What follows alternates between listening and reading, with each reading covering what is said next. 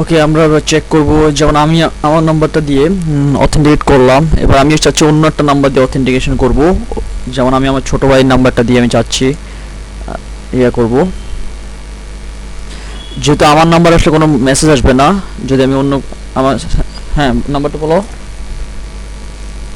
01871996300। তো আমি just verify করব তার ফোন নাম্বারটা। তো সাথে সাথে আমি কেটে দিচ্ছি জাস্ট ক্লিক করার পর। এবার আমি তার ইয়েটা দেখাতে যাচ্ছি, তার এখানে মেসেজ আসছে কিনা।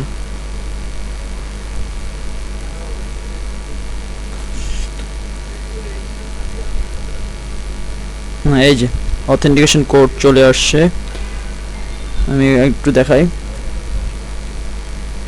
এই যে অথেন্টিকেশন কোড, এবার খেয়াল রাখি না, খেয়াল রাখো একটু।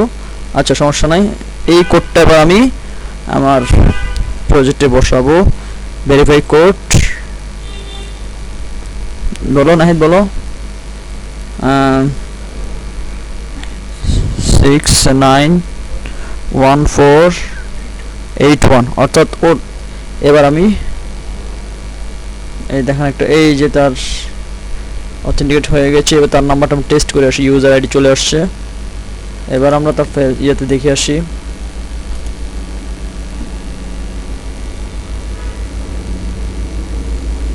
ফায়ারবেসে তার অ্যাকাউন্ট ক্রিয়েট হলো কিনা সেটা একটু টেস্ট করে আসি। হ্যাঁ, এই যে 300 নাম্বার অর্থাৎ লাস্ট ডিজিট, তার না একটা অ্যাকাউন্ট অথেন্টিকেট করে ফেলছে।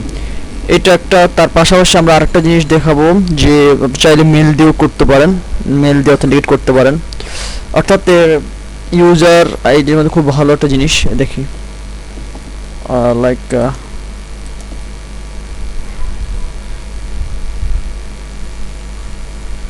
আচ্ছা, এবার আমরা চাইলে মেল দিয়েও চাইলে করতে পারবো, গুগল থাকলে গুগল। তো চলো মেল দিয়ে আমরা করে আসি, মেল দিয়ে অথেন্টিকেশন করতে পারি। একটা মেল নাম্বার লাগবে, অলরেডি এখানে দেখা যাচ্ছে যে মেল নাম্বার আছে। তো আমি আমার দিয়ে মেল দিই, পাসওয়ার্ডটা ডিফারেন্ট দিতে হবে।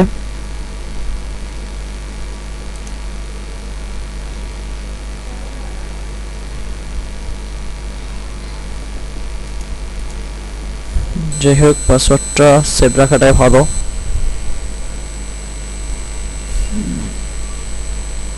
এবার আমাদের মেল দিয়ে অথেন্টিকেশন করে ফেলছি, আমরা আরেকবার দেখি।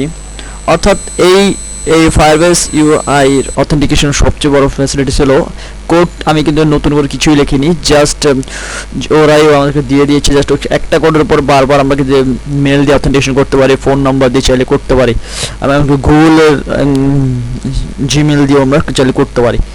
অর্থাৎ বলতে পারেন একটা ভিতর থেকে আমরা ফেসবুকে অথেন্টিকেশন করতে পারি, টুইটারে অথেন্টিকেশন করতে পারি। তো এইভাবে আসলে খুব ইজিভাবে অল্প কোডে এবং ফায়ারবেসের সাথে কানেকশন করে খুব অল্প সময়ে অথেন্টিকেশন করে কাজ করতে পারি, ওটিপি আমরা ইউজ করতে পারি। তো থ্যাংক ইউ ভেরি মাচ, ভালো থাকবেন। আর ইনশাল্লাহ নেক্সট টাইমে ক্রাউড নিয়ে কাজ করবো, ফায়ারবেসের সাথে ক্লাউড বেস কাজ করবো, রিয়েল টাইম কাজ করব। তো ইনশাল্লাহ অবশ্যই আপনার সিরিজগুলো মেনটেন করবেন, সিরিজগুলো মেনটেন করলে পুরো ফায়ারবেস থেকে খুব ভালো সিরিজগুলো মেনটেন করলে তাহলে সবগুলো আস্তে আস্তে অনায়াসে আপনার একটা ভালো একটা প্রজেক্ট, অনলাইন বেসড প্রজেক্ট করতে পারবেন। তো থ্যাংক ইউ সো মাচ, ভালো থাকবেন।